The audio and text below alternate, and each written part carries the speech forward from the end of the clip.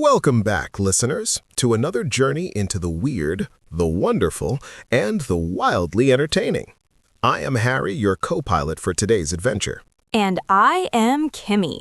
Grab your roller skates and get ready to travel back in time because today we are cruising right into a beloved gem at Disney's Hollywood Studios. We are talking about none other than the Sci-Fi Dine-In Theater Restaurant. This place is practically an institution at Walt Disney World. It originally opened its doors on April 20th, 1991.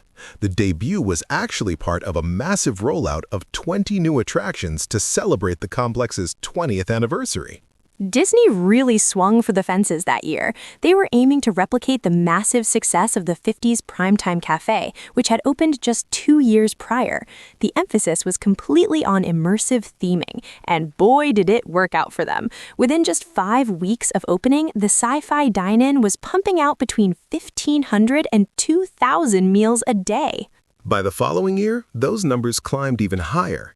During peak periods, they were serving upwards of 2,200 people daily, officially making it the most popular restaurant in the entire park. They even inadvertently outcompeted other attractions. Right. Back in 2003, Disney was actively trying to increase the presence of costumed characters across the parks. They had about 20 character meals running, but over at Hollywood and Vine, they actually discontinued the Minnie Mouse character meals. A reporter from the Orlando Sentinel attributed that cancellation directly to the fierce competition from the Sci-Fi Dine-In, which almost always had a massive line of customers waiting. People were clearly hungry for the atmosphere. And speaking of atmosphere, the design of this place is just spectacular. When guests arrive, the entrance is cleverly made to look like a vintage box office. From there, you walk along a tall fence which completely obscures the dining room until the big reveal. And what a reveal it is. You step into a massive 8,400 square foot dining room that is dark, blissfully air-conditioned, and designed to replicate a 1950s drive-in theater at night. The ceiling is a simulated night sky, complete with twinkling stars made from optical fibers. The upper walls even feature a cyclorama of Southern California, as if you're looking at it just over a fence. But the absolute best part has to be the seating. You do not just sit at tables, you are seated in booths designed by Walt Disney Imagineering that look exactly like 1940s and 1950s convertibles. They are made of fiberglass, gleaming with chrome plating and sporting classic white wall tires. They even have authentic-looking 1955 license plates. Interestingly, some sources claim when the restaurant first opened, these mock vehicles were actually 6-seaters, and that they were later modified to seat 4 people at sleek Formica countertops. However, contemporary guest reviews and photos confirm that the majority of the cars actually still seat 6 guests across 3 rows. If the restaurant is completely booked, there are 6 picnic tables near the back of the room, but those are only used if guests are explicitly willing to forego the experience of sitting in the cars. Otherwise, everyone who makes a reservation gets to eat inside one of those iconic convertibles.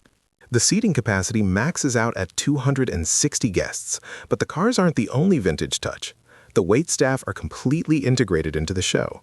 Some of the servers act as car hops and actually wear roller skates while they work. I love that some of them even improvise characters. You might encounter a server dressed as a police officer wandering around the cars, ostensibly searching for people who sneaked into the theater without paying. It adds such a playful, interactive layer to the whole meal. There's also a brilliant piece of hidden technology in the restaurant's history.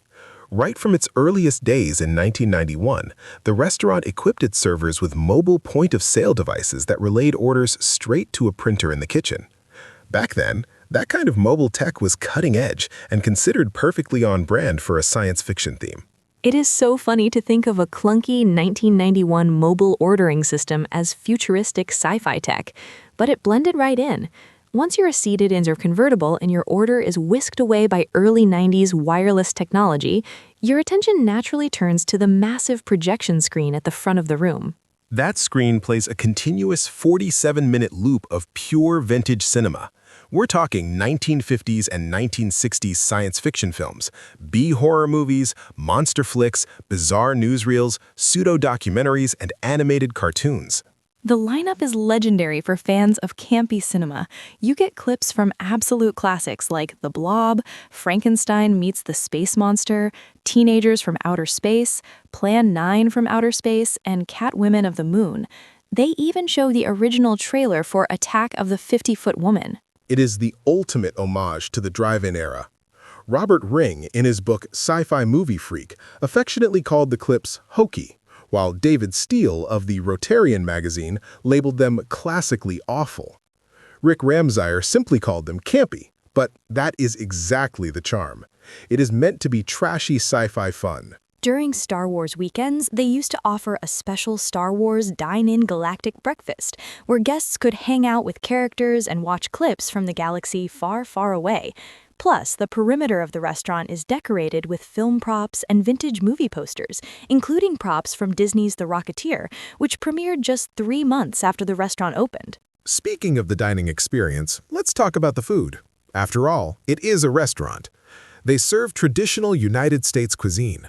The kitchen is actually hidden behind the facade of a snack counter at the back of the room. Lunch and dinner menus are identical, with no distinction between the two. Meals start at 10:30 a.m. on Sundays and Wednesdays and 11 a.m. every other day, staying open until the park closes. A fun operational fact, lunch guests stay for an average of 50 minutes, while dinner guests linger just over an hour. Food comes out fast, too, usually 5 minutes after ordering at lunch and 10 minutes at dinner. They offer a full bar service, a limited wine selection, and some genuinely fun non-alcoholic options, including drinks served with souvenir phosphorescent ice cubes, basically glowing ice. And the food portions, especially the desserts, are notably massive. The menu itself has gone through some fascinating changes. Initially, popcorn was served as a complimentary hors d'oeuvre, which is just perfect for a movie theater. They even tried a popcorn bisque at one point, but it was quickly removed from the menu due to poor reception. I can kind of see why a popcorn soup might not be a massive hit. They also used to have the most fantastic, playful names for the dishes. Your garden salad was called Tossed in Space, a Reuben sandwich was the Beast from 1000 Islands, a triple-decker grilled cheese was the Galactic Grill, and a simple vegetable lasagna was Journey to the Center of the Pasta. My personal favorites were the cheesecake that ate New York and the Attack of the Killer Club sandwich. Sadly, Disney eventually phased those out, replacing them with standard, straightforward descriptions. Laura Leah Miller expressed disappointment about this in Frommer's Guide, and I completely agree with her. It feels like a missed opportunity for a little extra fun. Despite losing the quirky names, the menu still packs in American classics like St. Louis-style barbecue ribs, turkey sloppy joes, fried pickles, boca burgers, and steaks. For dessert, they are highly praised for their milkshakes and hot fudge sundaes. In fact, Douglas Ingersoll's guide argues that their milkshakes, sandwiches, and burgers easily outclass the park's fast food options. You can even find a recipe for their BLT soup in the cookbook Delicious Disney Just for Kids. But let's be honest, the Sci-Fi Dine-In has historically received very mixed reviews regarding its cuisine. USA Today ranked it 15th on their list of the best restaurants in American amusement parks. But nearly every reviewer agrees on one thing: you go for the atmosphere, not the culinary excellence. Exactly. The DK Eyewitness Travel Guide outright states the food is more expensive than it is worth. Ed Bumgardner of the Winston-Salem Journal had a hilariously specific take, calling the restaurant's roast beef sandwich both delicious and an absolute ripoff. Peggy Catalinich of the Tampa Bay Times perhaps summarized it best. She admitted the food is mediocre, but followed it up by saying, "Who cares? Food is besides the point." Reviewers Bob Selinger and Len Testa called it the most entertaining restaurant in Walt Disney World, noting that everyone gets a kick out of the unusual dining room. In their book, Vegetarian Walt Disney World and Greater Orlando, Susan Shoemaker and Than Seifel call it the wackiest dining experience in any Disney park. They also pointed out it is a great compromise for vegetarians and non-vegetarians, and a huge hit with kids and anyone looking for a dose of 1950s nostalgia. The concept is so incredibly compelling that it has actually spawned imitations around the world. Over in Bangkok, Thailand, a movie theater operator named Wichai Pool War Luck had visited the Sci-Fi Dine-In back in 2000 and was instantly inspired. Though he did make a distinct change. Pool War Luck noticed that guests at the Disney restaurant were more focused on their food than the scattered film clips. So for his Bangkok version, which also featured classic cars for seating, he decided to show entire short films instead of just a loop of bizarre clips, hoping to blend the cinema and food experiences more seamlessly. And closer to home, NBC Universal took a page out of the same playbook in 2014. When they opened Universal's Cabana Bay Beach Resort, they included the Bayliner Diner. It borrows heavily from the Sci-Fi Dine-In premise, playing old film footage on a continuous loop while guests eat. It is a testament to how brilliant the original Imagineering concept was. Whether the food is a bit pricey or the film clips are cheesy, the Sci-Fi Dine-In Theater Restaurant remains an absolute must-do attraction for anyone wanting to step out of the Florida heat and into a perfectly preserved slice of mid-century Americana.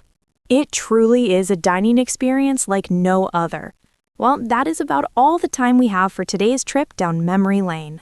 We hope you enjoyed this deep dive into the cosmos of Disney dining. Thank you so much for tuning in. Be sure to join us next time for more incredible histories and behind-the-scenes secrets. Until then, keep your skates laced and your eyes on the silver screen. This episode is based on the Wikipedia article Sci-Fi Dine-In Theater Restaurant, which is available under the Creative Commons Attribution Share-alike license. This podcast was crafted using artificial intelligence.